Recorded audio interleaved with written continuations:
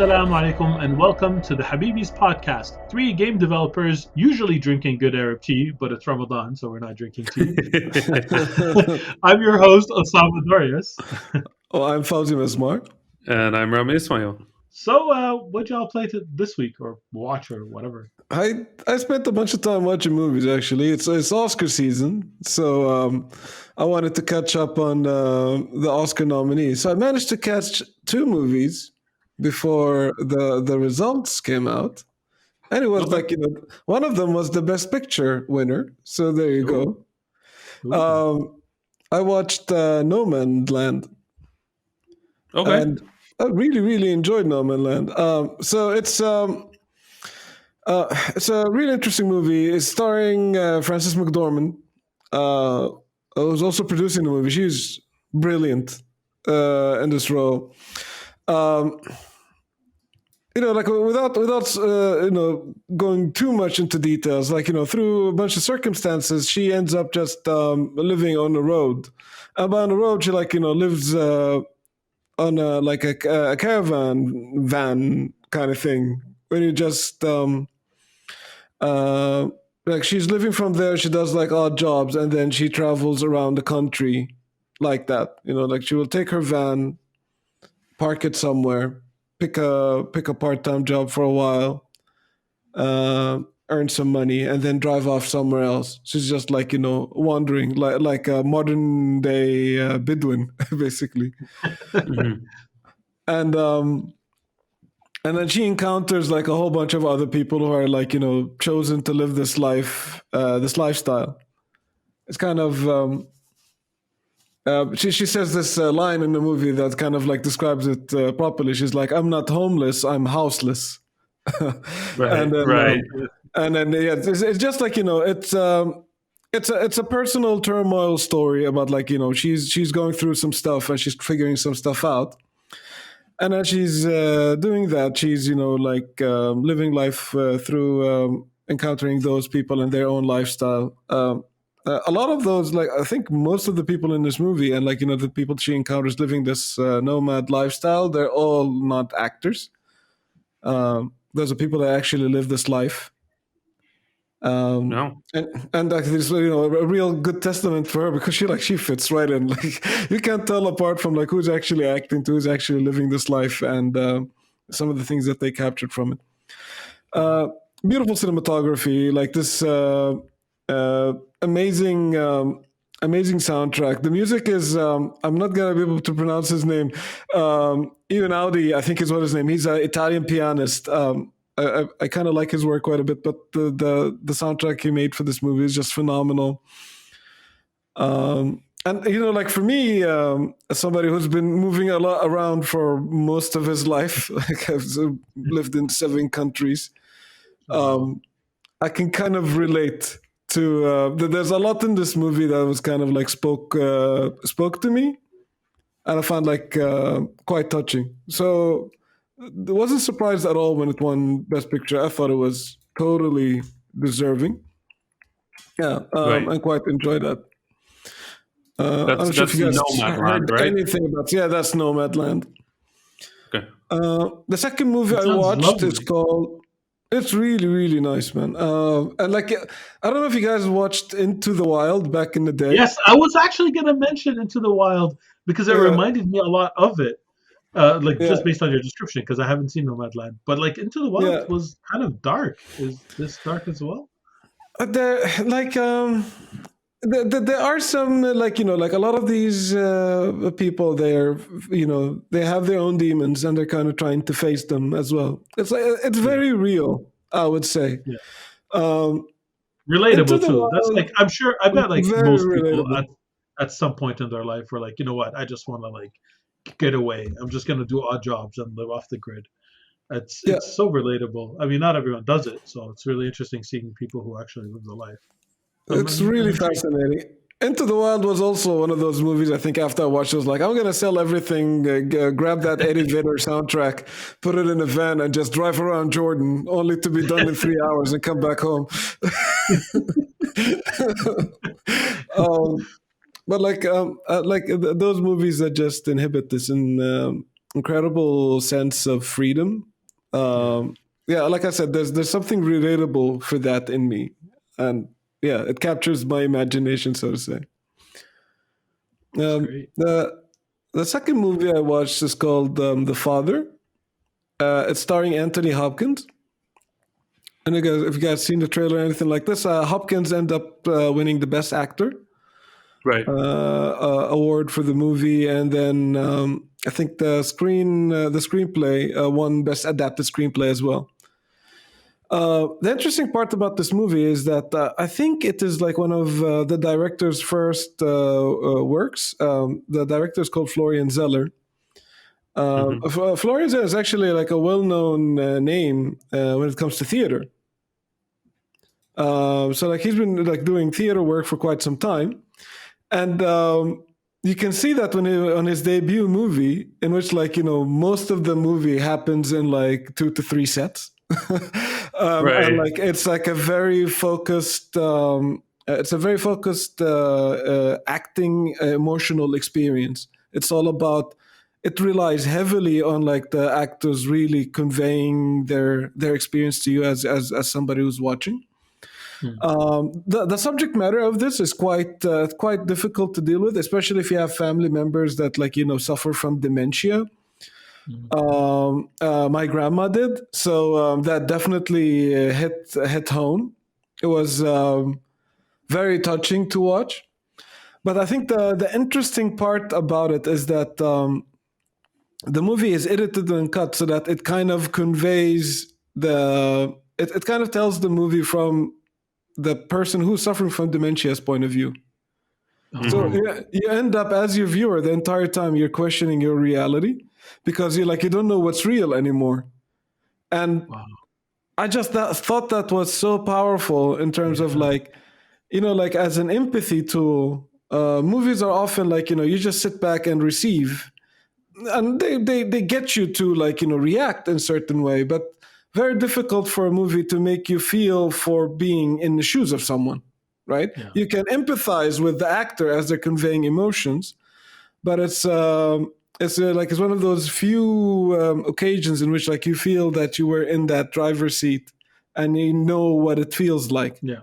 This movie, especially with the subject matter, the way it handled that, I think it was superb. A playwright director kind of making it into a movie was just brilliant. And I think knowing this, he got it's his forte. Right. What I understand from the discussion about it is that it's his own play, right? It's his own theater piece that he's transferred to a movie. Yeah, my understanding is that working across multiple media. Yeah, it's impressive. It just jumped on the top of my want to watch list. Really it's just his debut movie. I think. It is his directorial debut, and then nominated for best movie. There's a bunch of movies this year that the directorial debut or something like this, and they got nominated for best movie. I think The Sound of Metal is one of those too. So there's some really interesting movies this year. I wonder if it's partially because all the usual movies just didn't happen or couldn't come out. Yeah. So there was more experimental and independent work. Could be in ratio. That's probably true. Yeah, absolutely. Could be this year. Even the nominees. I think they're as the nominees, the directors, the scripts. They're this is the most diverse Oscars I've ever seen. Right. And it's you could tell how much better it is for it. The spectrum of the stuff available or nominated is just really, really incredible. There's something for everybody. In the best picture category, there's really something for everybody. There's drama, there's thrillers, there's psychological stuff. Yeah, I usually like every year I watch everything, all the Oscar movies, including all the foreign pictures, animated movies, Right. documentaries. I watch all of them every year, so it's kind of a tradition. This year is a little bit late because no cinemas. Yes. Right. So I'll try to get the movies wherever I can.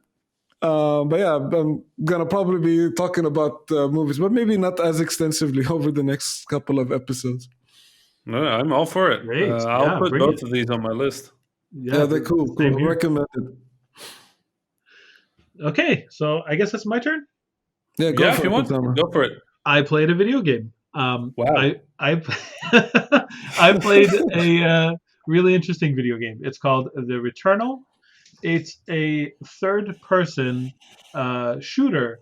It kind of has roguelike elements, and it has other elements of different genres as well. It's a little bit of a Metroidvania. It has a little bit of um, what's the word I'm looking for? You know, the shoot 'em ups. What did they call those? Bullet hells. It's a little Yeah, bullet helly. for Yeah. sure. And I have very mixed feelings about it. Very strong mixed feelings, if I can say that. Strong mixed feelings. Yes, um, because like there's some parts of the game I absolutely love, and there were parts of the game that like completely turned me off. Like I have very mixed feelings. The first thing is it feels great. I actually like being in the world. I like moving around in it. I like shooting in it. That much is great. The combat is actually really fun. I like the mixture of bullet hell and like just regular third person shooter combat. So that part was really good. It's also gorgeous. I like the world building. I like the way that they set up just enough narrative to put you into the game. Like there's no huge exposition at the beginning. You just jump right in. I'm a big fan of that. I don't know if you've heard. Whenever I give my opinions, whenever there's like long exposition before you start playing a game, it's a turn off for me in general. I'm a big fan of show don't tell, and you know to a degree. In this game, I think it was really good at how much it gave you at the beginning, just enough for you to put you into the game, and then you figure out the rest as you go. Um, I did mention that it was a rogue like, but some people are referring to it as a rogue light. I actually think that's wrong. I think it's a rogue heavy. New genre, And ladies and that's gentlemen. actually yes. And, okay, let me explain. So a rogue, you start over from scratch. There's nothing. You have to play the game. It just randomized each time, but you have to play the game from scratch, and there's nothing in your progression that carries over.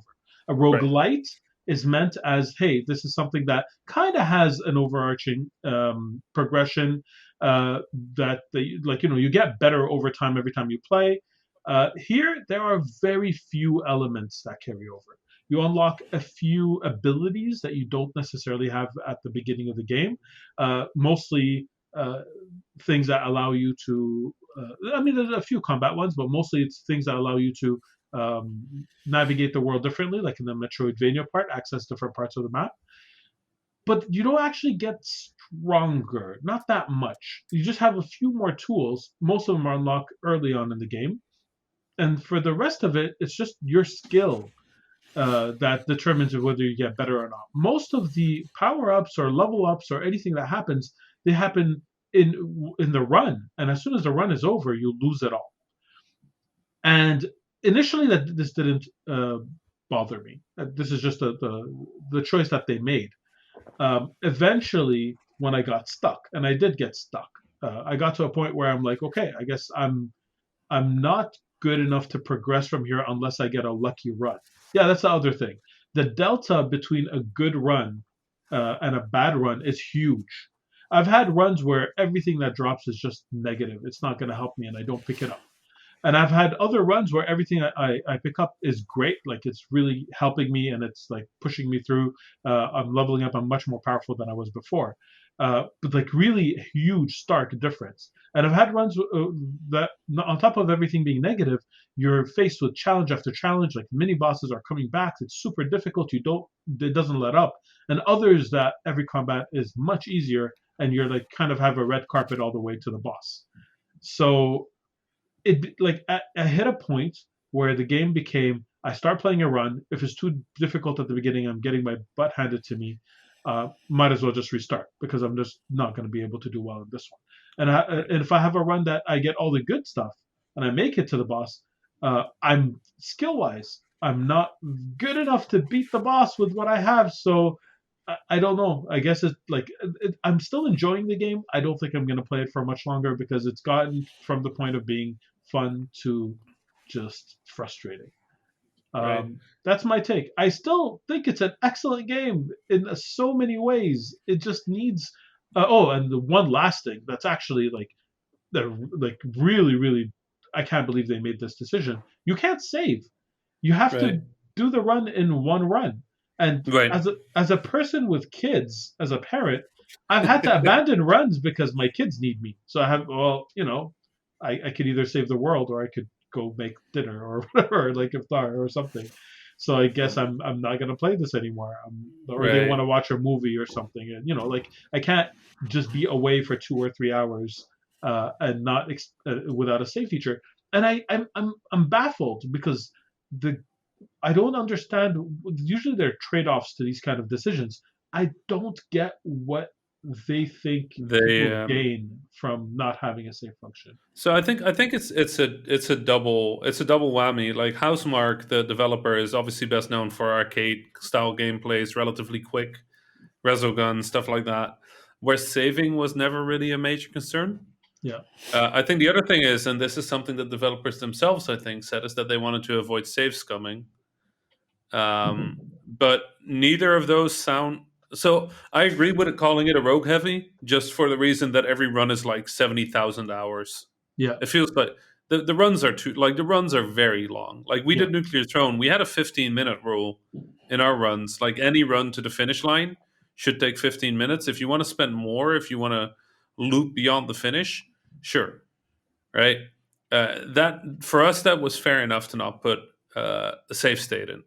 But for something like this, where the runs can go for like 30, 40, 50 minutes, if you have a run and it's going pretty well, like it doesn't fit. It doesn't even fit my lifestyle. I don't have kids, but like I have a life. You know, like and the worst thing is, and I looked around on Twitter for suggestions, and people say like, well, just put the PlayStation in rest. But I also want to play NieR. Yes. I also want to play all the other games. I want to check up on my Destiny. I can't put it in rest.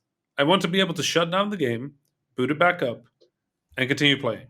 Right? That's, and then if I die, I die. Okay, I die. Halas. Like, okay, it happened. You know. But this version, I'm not very into. Because I've also been playing Returnal. Is it okay if I take over from here? I spoke a lot. I said everything I wanted to say. I think so it's gorgeous. Yes. Right? It's really pretty. Like Housemarque is not the studio I think of Housemarque is the studio I think of when I think like good particle effects. Yeah. Right? It's not the studio I think of when I think like beautiful, moody, like perfectly visually directed sort of like landscapes and worlds and stuff. Like, that's just not what I think about when I think Housemarque.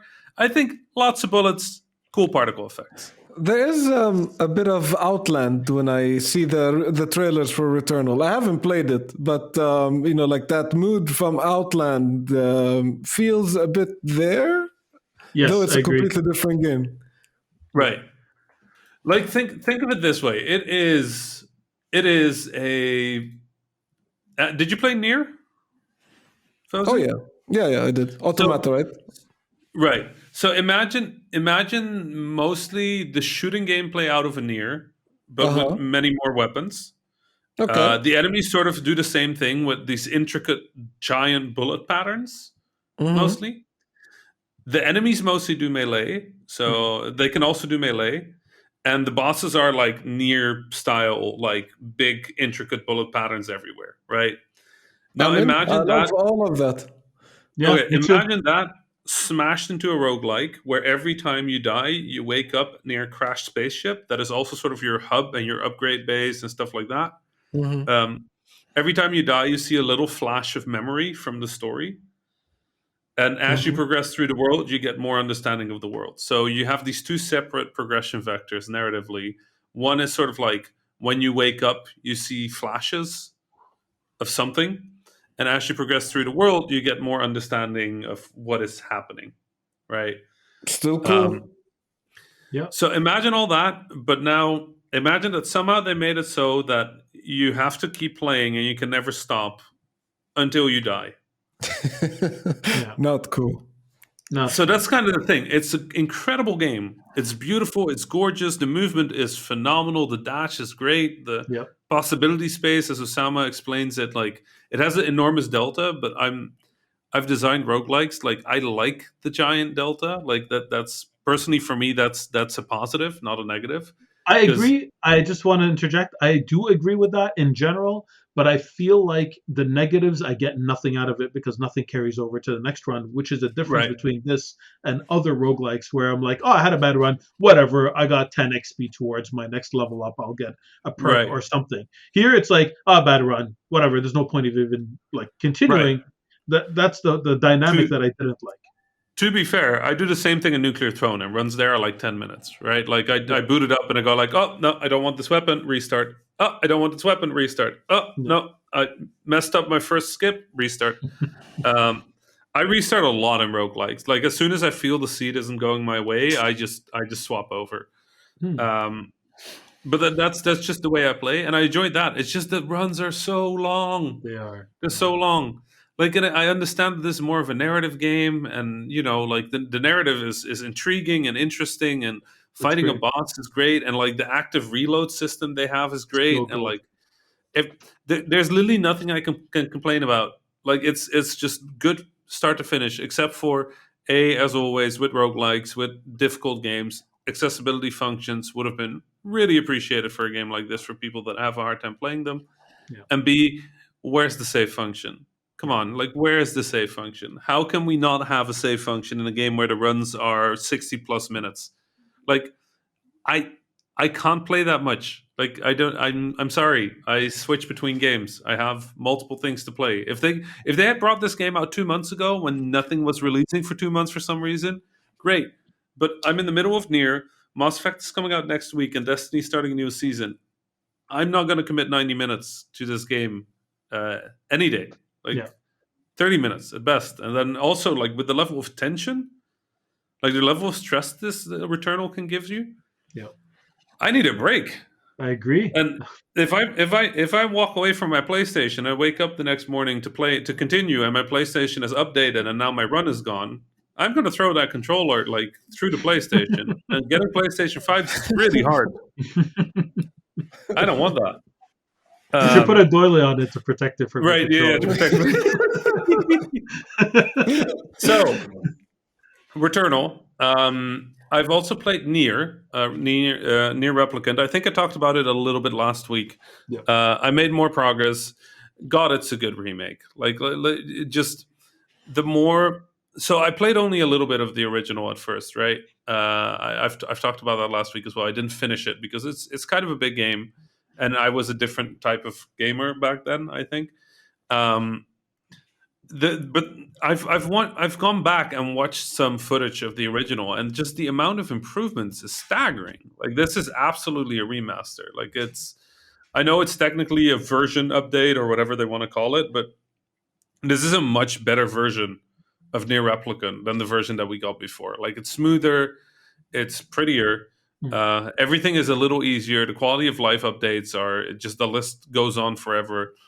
Even if it's just that the grimoire, that you're sort of like your ally floats with you the entire game instead of just disappearing all the time. Like it's very well done. I finished Route A. Going to continue to Route B. Just like NieR Automata, there's routes in this game, which isn't much of a surprise, honestly.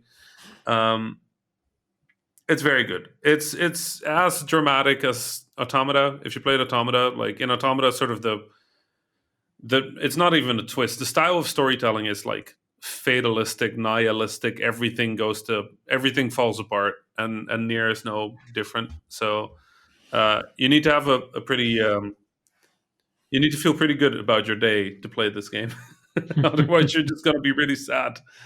So yeah, that I played the new Pokémon Snap. Oh yeah, what do you think? It's very Pokémon Snap. It's you gotta like this kind of game, right? It's a very passive game in many ways. Like if you enjoy photography and being in an on rails photography course, and you enjoy filtering through 37 photos that you took to find the best four, and you enjoy sitting through the professor grading your photos algorithmically, and you enjoy doing that 75 times on the same course, then you're gonna have a great time with this game. Like it's really well done. It's adorable. Like taking good photos is a thrill. Like getting a good photo is genuinely joyful. But you need a lot of patience to like it. You better be a photographer to enjoy this game, I think, or have the time to play this game. I didn't get tired of it, but I don't think I'll play a lot of it. It's clearly a very good Pokemon Snap. My girlfriend's playing it, and she's having a blast with it. So clearly, it's good because she's a photographer. So, and finally, I played a little indie game called A Firm Handshake. I like the title. It's made by a developer named Torfi or Torfi. Made a bunch of other games that were pretty fun and interesting. This is a really interesting one. I call it the 2020-2021 Power Fantasy. It's a game about giving somebody a firm handshake.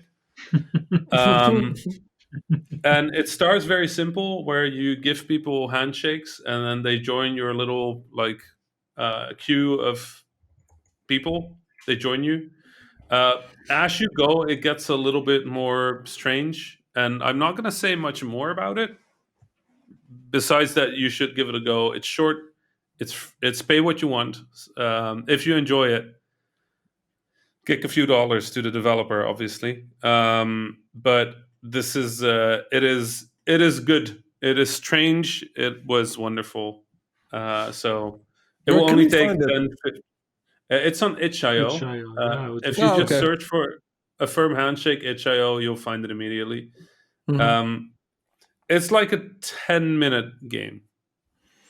Nice. So really just grab it, play it. The trailer is 7 minutes, so I guess it's most of the game.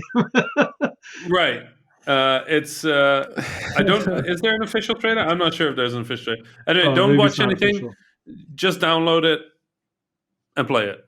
Okay. It's free. It literally won't take you any time. It's surreal and strange, and it made me grin and then gave me other feelings too. Wow. That's great. That was it this week, I think, for me. I don't know. There was a lot to play, which is nice. This week? It feels like it feels joyful. Honestly, for this final week, like by the time people are listening to us, the final days of Ramadan. That's right. Really having all these games to play is really, because I don't know, like over halfway, Ramadan gets much harder for me. Yes, my energy levels drop. It's not. I mean, it's nothing unmanageable, but compared to the beginning of Ramadan, where you're like, yeah, let's go, we got this. Then when you get to the middle to the end part, I'm like, oh yeah, we got this. You know. The tone is a little bit different. Ramadan Mubarak. Ramadan Mubarak, exactly. Yeah. No, I will say it's also nice to be counting down the days again, right? Yes. Ramadan goes so fast. So quickly. And even the period between Ramadan goes so fast. You're like, oh, it's over. It's going to be another 11 months, and before you know it, and then it's Ramadan again.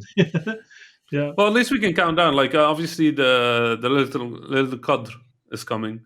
That's right. The Knights of Destiny. We talked about that 3 episodes ago, I think. Yeah. I lost track, but yeah.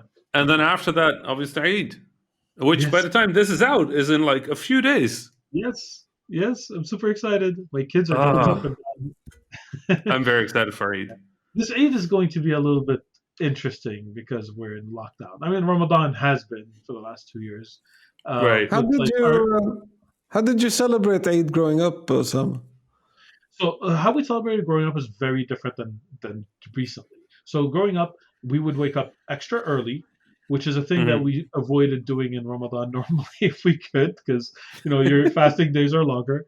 We woke up extra early, took a shower, wore our nicest clothes. Every year on Eid, my parents bought everybody new like nice Mhm. clothes, right? That's when we got our nice Mhm. clothes for the year, is during Eid, Yeah. between Eid and Eid. And then we'd go to the mosque. And the mosque would have a Eid prayer, which is a prayer you only pray in Eid. We have two Eids, so we pray it twice a year. And the whole community would show up. The thing is, I remember there was a transition that happened in Montreal because our mosques are not very big here, and they like Eid. Everybody comes out. There are people who only go to the mosque in Eid.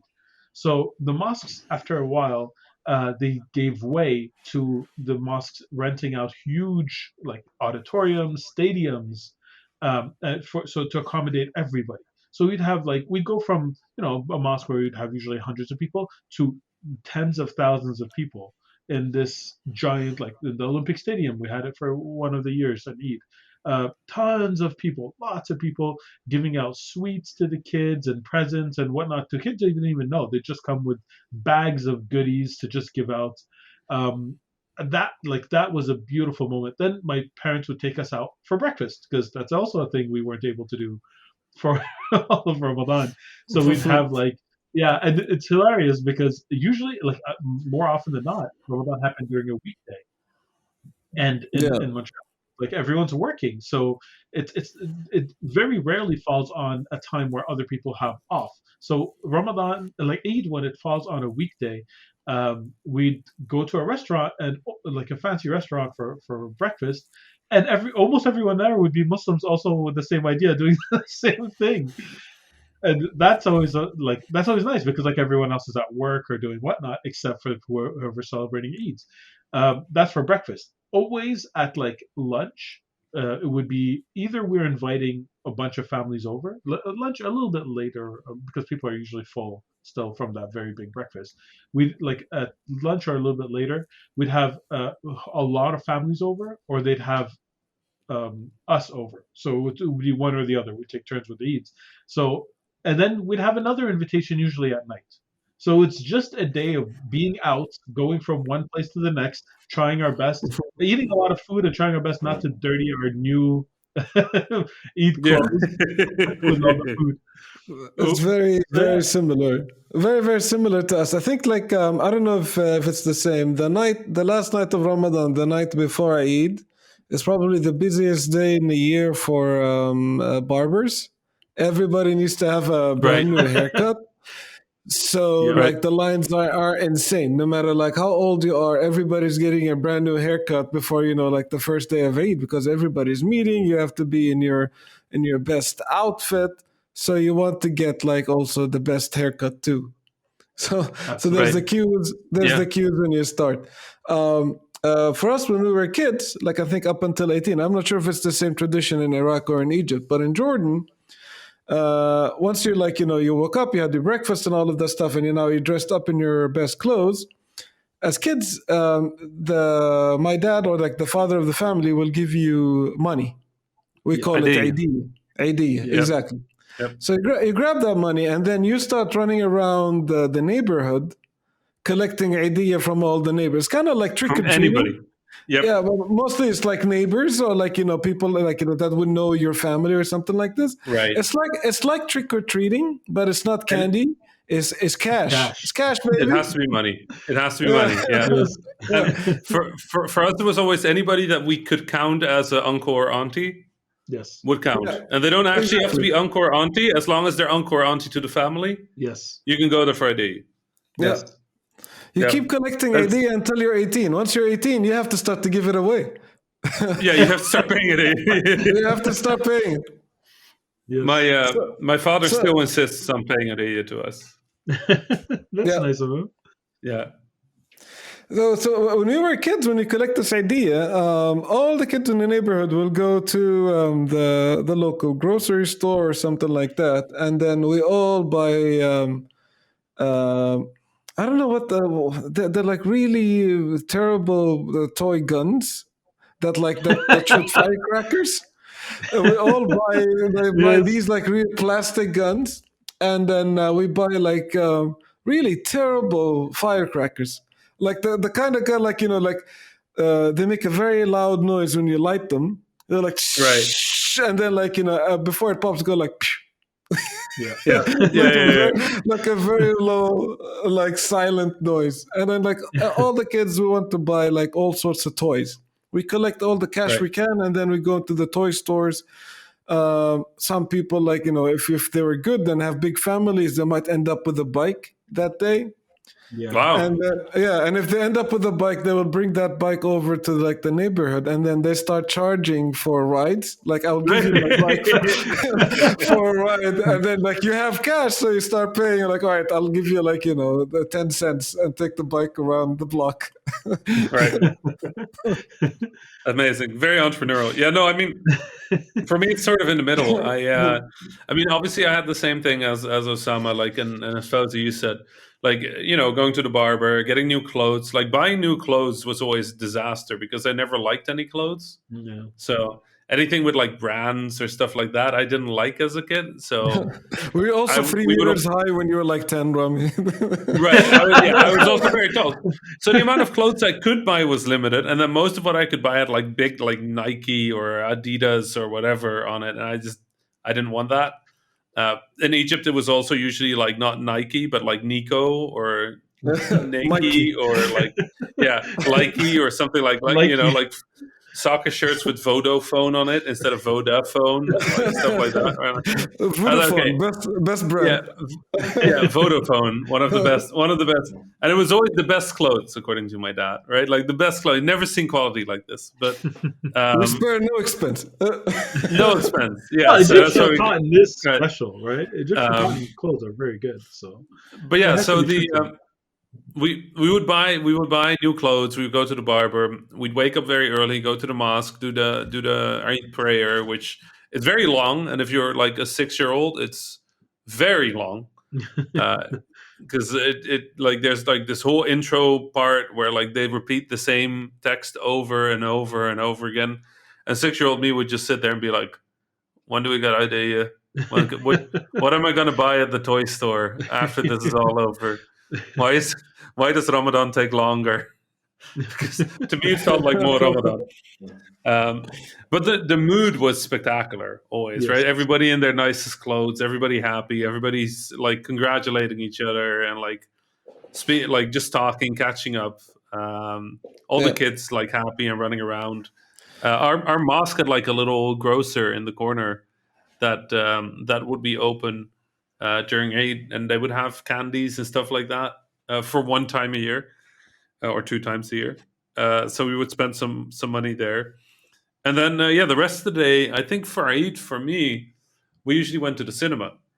Oh, That was like one of the things we did because obviously most of our Eid was in the Netherlands. Which meant there wasn't that much Eid. Like we took days off from school. If we Yeah. got the days off from school, we took them from school legally. If we didn't get days off from school, we just take days off from yeah. school because We'd of Eid. be sick. Yep, very unfortunate. All of the family Ismail kids are sick on the same day. Like very odd. Contagious. Like Exactly. how does that happen? They're all looking dashing. Yeah.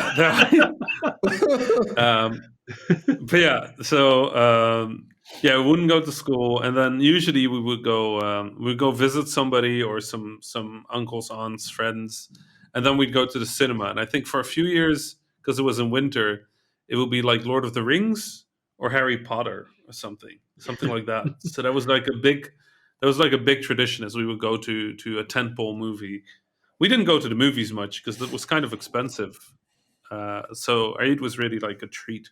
Mhm. And then we would there was this bakery in The Hague, and we would go and buy like a giant tray of all the best like little sweets, Arabic sweets, right? So Well, sick. Speaking of the sweets, it's one of the things we do the night before Eid, like as a family tradition. But I know many families also do that. There is like a type of biscuit, I think, or cookie. I don't know what you would call it. But it's like a sweet that is either stuffed with dates or with Yeah. pistachios. We call ma'moul. Mahmoud, And we usually, we'll make that at home the night before. My mom would make it because, we'll be entertaining guests throughout Eid. They'll be coming over to wish us a happy Eid and all of that stuff. So as kids, we're excited because we collect all this money. And my mom will give them ma'moul in return, I guess. Right. We also have to give their kids money, so that kind of thing. And like ma'moul, when you make it, it's stuffed with dates, and we usually put it in this mold. It's a wooden mold and it has a handle. So as you stuff the ingredients of the ma'moul in that mold, you whack it against the table to get the ready biscuit out of it. And like you can imagine us as kids how much we'd enjoy that. So like, my mom would be like, stop slamming the table. I'd be like, slamming it even with nothing in it. So, like we're just coming back fresh from our haircuts and we're just slamming the table with like the ma'moul molds and stuff. Good time. Yeah, Amazing. our desserts, the Iraqi traditional desserts that my mother used to make. We tried to help. We weren't very good at helping her. The main one that I remember is called klecha, and like remember I mentioned in the last episode the cha sound that comes back. Right. So I actually have no idea if it exists in other Arab countries or what it's called, but I would guess it's kleka, maybe if it exists at all. But what it is, it's like a dates or a date blend wrapped in dough. I loved it as a kid. It's not very sweet. It's like it's not it's as sweet as dates are, right? It doesn't get much more sweeter than that because there's no syrup put on it or anything like that. My favorite also was zalabia, which is kind of like it's springy. It's called springy in Italy, I think it's called, or I don't know what it's called in India, but they also have the similar dessert, but it's very rich, high, like it's really dense. It has a lot of syrup in it, extremely sweet. It's Arab donuts. Yeah, that's actually a good way of putting it. Yeah, it's not in a circle, but it's the dough deep fried and then covered with all sorts of sweet stuff. Right. Yeah, we also have mahallabia, which is kind of like a pudding. We call it mahalabi. It's like sweet milk, isn't it? Yeah, it's like that exactly. But it's thicker, right? It's not. Yeah, way thicker. Yeah, right. And it has a little bit of like distilled rose water. Yes, that's right. And, yeah. I know. Sometimes it's either covered in honey and pistachio or cinnamon and pistachio. Right. Oh my God, I love that stuff so much. It's so good. Too. I didn't like that. So I'm like, what is this? And then at some point you got like the roast. I'm like, oh yeah, I didn't like that.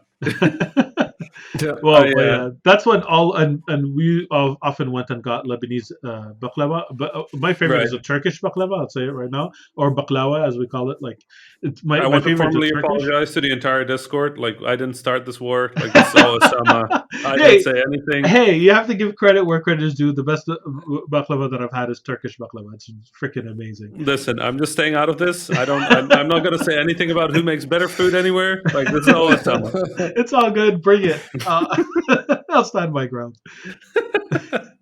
But yeah, like desserts, we'd have desserts left over for a week. We'd overdo it. We'd make a lot. We'd get a bunch of it as gifts. But how about this one? Like, did you have Bala Hasham? I don't know what that is. Oh, Fauzi, do you know them? No, the name is familiar, but I don't think I've had them. They're like a little deep fried. They're like deep fried fritters, I guess. They're very sugary. I don't know I'm how. Googling them. Do they? In Jordan, we call them asabi' Zainab. Okay. Which literally translates to Zainab's fingers. Okay, yeah, that sounds about right. They're very sweet. They're sort of like sweet. Yeah, you might think of like a churro or something. Yes, a churro. Yes. Yeah. Okay, I actually don't remember what we called them, but we had those as well.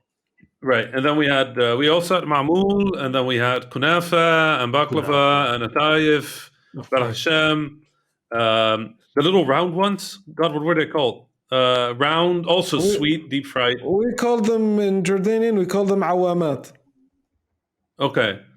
It's also like I don't know what those were called. Little balls of dough that are deep fried and then covered in sugar water. Yes. Right. Jalab, some people call them. Yeah. Okay. I think that's an Indian word, right? For it. Yeah. The Indian word for it is jalab jamin, I think. Yeah. Yes. But in Lebanon, in the Levant, we call it awamat. Okay. I don't know if that's the same thing, but if it's the same round thing, like fried dough, I'm googling it. It is. Yeah. It's like zalabia, but it's like it's different. It's not as I know it as tiny lotma. balls. yes, exactly. Yeah, in Egypt, I think it's called lotma. Yeah. Yeah.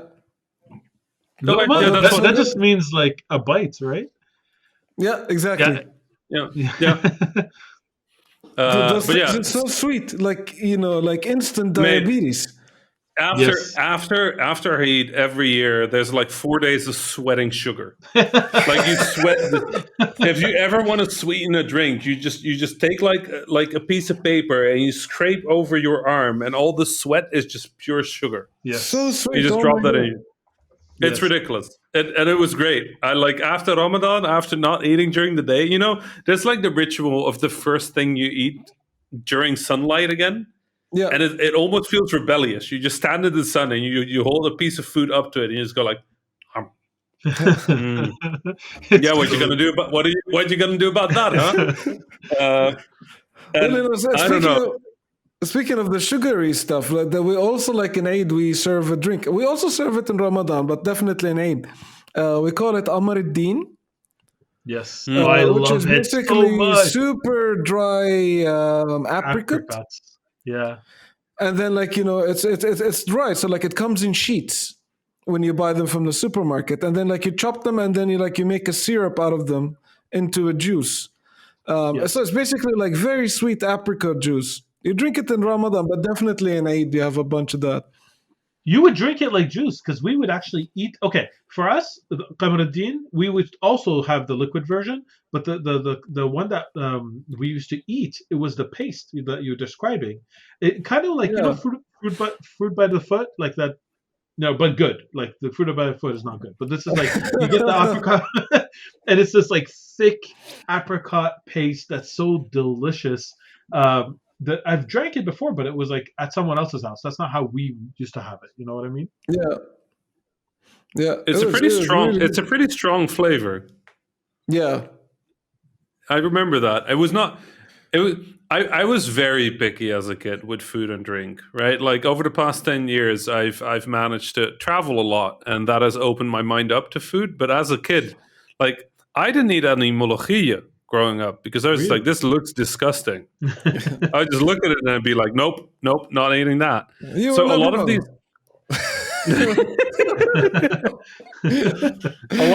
a lot of these things I kind of remember, and then I'm like, oh yeah, I had that, and then I just go like, but I didn't try much of it.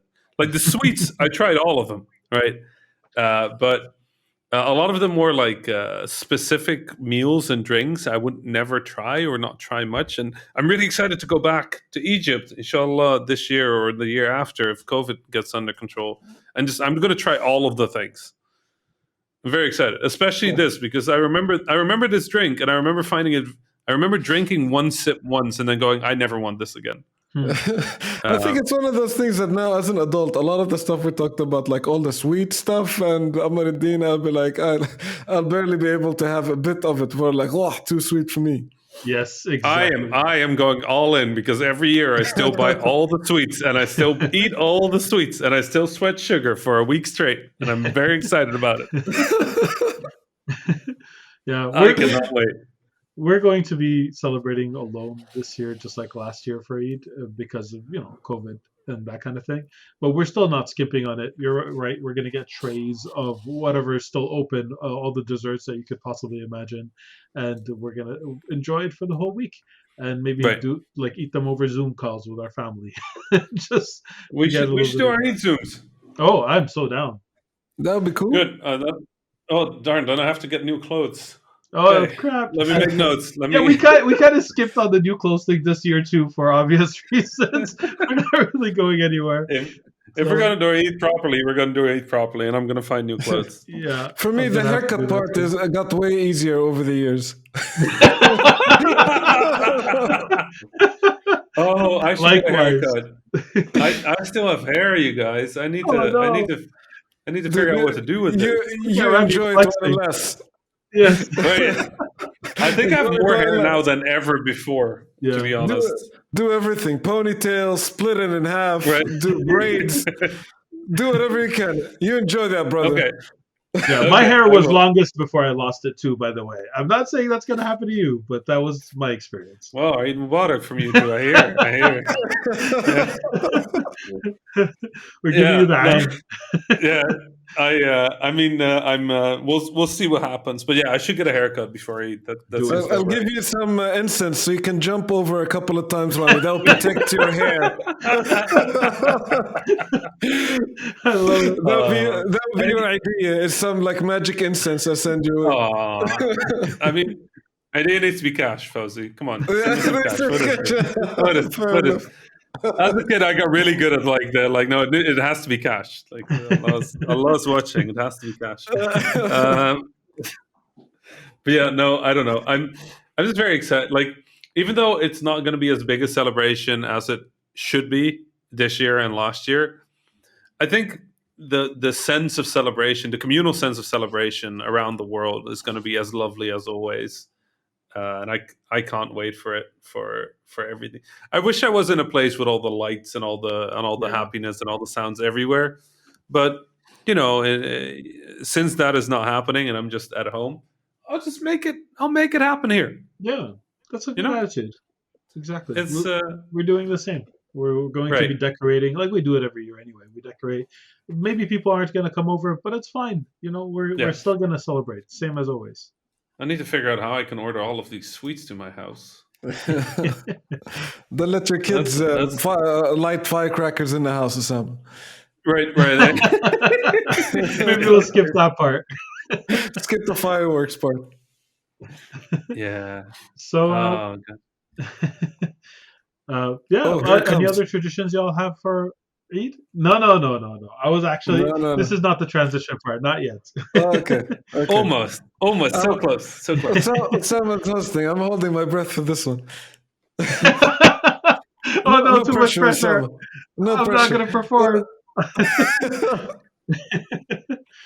But okay, final days of Ramadan by the time people listen to this, right? You think we're still going to have some edit? You think that the countdown is going to take over the tiredness? Yes, always. Every year for us, it's the same. We get more excited with each day. It's just that middle part that's really tough. That's it really is. Yeah, it really is. It's like the latter half of the second third. Yes, that's the hard part. Agreed, 100%. Yeah, because before that, you're like, we're like 10% done. We're a quarter of the way. We're a third of the way, and now you're like, okay, we're halfway. Now it's getting into percentages. These fractions aren't exciting anymore. We're at 57%. Yes. It's like, okay. But then you get to like the number of days that are left, the last 10-day countdown, and then it's exciting again. So that's what you have to wait for. That's the best part. And then the best part comes again, just like the start of Ramadan. We go and sit and listen to some dude with a beard on TV go talk for like 15 minutes about the moon and the scientists and I don't know what. And he just sit there and he keeps talking and he sits there and he drags it out like it's a voice like a talent show final where they just keep dragging out the results and then he goes, Ramadan is one more day. It's like, Oh yeah, that's true. Oh, that's not going to be my experience. I'm going to play Returnal and wait for the email. You get the email. That's right. Yeah, we get the email. Oh yeah, that's true. I forgot about the email. I don't get the email. I still watch the television show in Egypt. Guy talks forever. Because it's like forever. The start of Eid is like the start of Ramadan, right? Like some people need to see the moon, but the difference is like if Ramadan was the start of Ramadan was delayed by one day, be like okay, it's fine, it's one more day of living normally. But like if they still don't see the moon, and you're like, oh no, we're gonna like go all the way to 30 days. It's like more days of fasting, right? We're going to max fasting. Max fasting. Yeah, I remember it. And it's wrong to be disappointed about it, but gosh, am I disappointed about it some years. Like it's a month. It's been tough. Yeah, like when you had like a rough Ramadan and you're at the end of it and the guy goes like, we did not see the moon. It's like, well, look harder. Did you quit? Yeah, can I get some glow in the dark pencil and draw it on the telescope? Like, will you notice? No, you won't notice, right? Like, let me do that.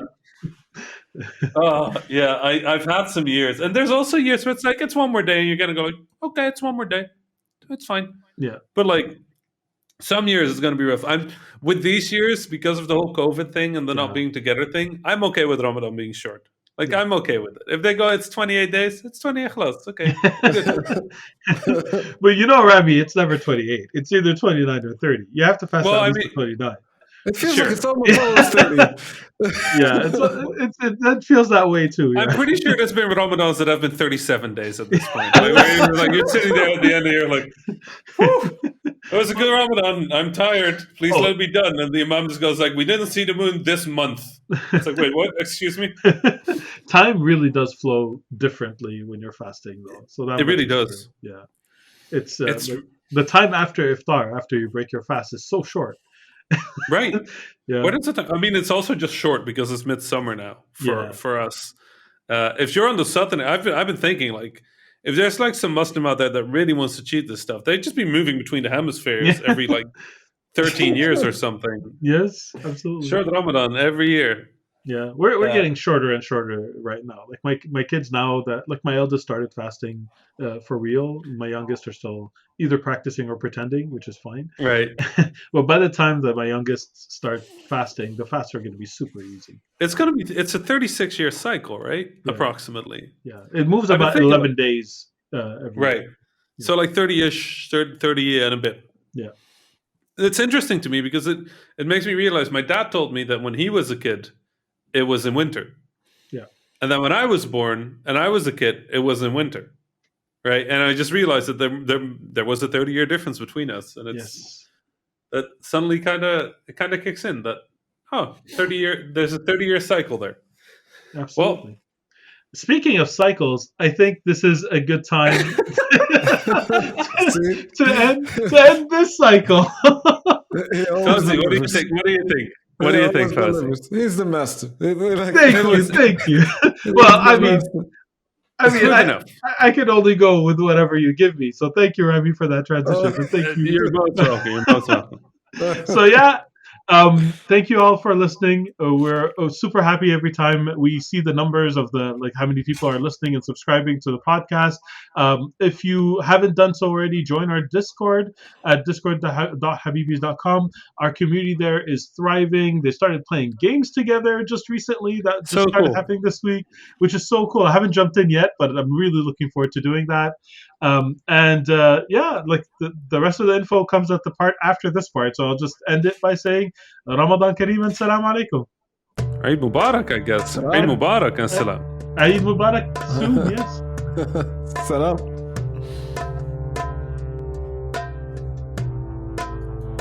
That was the Habibis podcast for this week. I'm Osama Dorias, your host for this episode. You can find me on Twitter at Osama Dorias. My fellow Habibis were Rami Ismail, you can find on Twitter at @THA_Rami, and Fauzi Mesmar, who you can find on Twitter at Fauzi Mesmar. Send us your questions, stories, suggestions via info@thehabibis.com. Intro and outro music was provided by Malik Zubayla, and the logo was provided by Ibrahim Hamdi. The Habibis is a weekly podcast about 3 game developers drinking good Arab tea, with new episodes launching every Friday, inshallah. If you enjoyed the show, don't forget to subscribe on your favorite podcasting service, or check out thehabibis.com for more information. Thank you for listening, and Assalamu Alaikum.